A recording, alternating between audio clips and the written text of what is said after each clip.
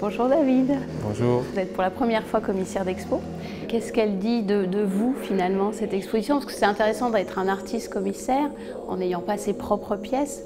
C'est quelque part parler de soi sans se montrer finalement. Je sais que ça fait longtemps que j'avais envie de montrer autre chose que mes travaux. Je me suis dit je vais inviter des gens qui me donnent de l'énergie, montrer les choses qui nous inspirent, qui nous entourent et qui m'ont donné envie de faire de l'art. En me disant que les gens qui vont regarder l'expo vont avoir envie de faire de l'art ou quelque chose comme ça, quoi. Est-ce que quand on est commissaire et aussi artiste, on peut s'autoriser de faire des choses qu'on ne s'autorise pas à faire soi dans le travail? Je pense par exemple à la peinture. C'est vrai que le médium de la peinture est devenu intéressant pour moi parce que j'avais envie de mettre dans l'expo une attitude envers l'image où il y aurait cette idée de sortir de la réalité. La peinture, elle arrive ici comme qu'est-ce que ce serait une sorte de paysage fantasmé, irrationnel, qui prend place dans une sorte de salon avec les canapés de Benjamin. Et d'ailleurs les peintures de Grishka, je me suis dit c'est génial parce que c'est exactement ce que je voulais raconter là. Qu'est-ce que c'est l'œil ouvert avec la réalité que l'on voit, qu'est-ce que c'est l'œil fermé avec une autre réalité? Alors qu'à d'autres endroits on a des objets qu'on appellerait ready-made qui sont corrompus mais d'une autre manière. Le nez de clown, par exemple, de Clémentine, à l'entrée, si on lui donne de l'attention à ce nez de clown, on s'aperçoit qu'il tourne. Et donc, je me dis que c'est une présence résistante qui nous demande de regarder un peu plus en détail. Et que si on lui donne de l'attention, on danse avec. Mais si on ne lui donne pas, c'est juste un simulacre de quelque chose. Et ça, c'est aussi un truc très important pour l'expo.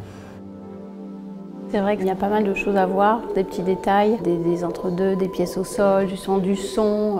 C'est un peu comme un cocon, on passe dans plusieurs pièces. Pourquoi ce choix? Chaque espace, je l'ai vraiment fait en discussion avec les artistes. Et je pense que les interstices où le spectateur doit se demander s'il doit être là, c'est très lié à la pièce qui a une forme d'introspection en elle-même. Et là, il y a ce fameux truc d'exhibition. Et je crois que les artistes sont tous traversés par ça quelque part.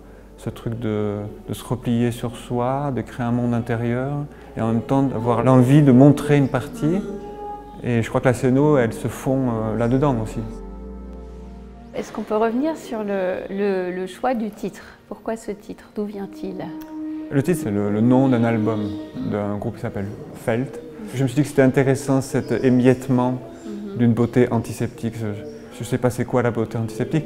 Je sais juste que les retours de l'expo, ils disent « Ah, c'est intéressant ce truc tertiaire, bureau, comment on peut utiliser un système froid, aliénant, et le gratter un peu, l'affecter un peu et en faire sortir son essence, l'affect qu'on a dessus, quoi. » Alors peut-être pour finir, je voudrais citer juste une partie de votre texte que j'ai bien aimé. « Lentement, on pense que tout s'efface, mais non, les choses restent en nous à jamais. » C'est vous qui l'avez écrit, c'est très beau.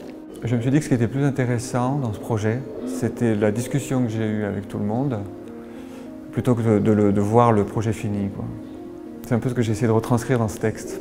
Parce qu'on fait ça, les artistes, on pense que les choses immatérielles vont toujours partir, et c'est pour ça qu'on fait de l'art, on essaie de rendre des choses voilà, intemporelles.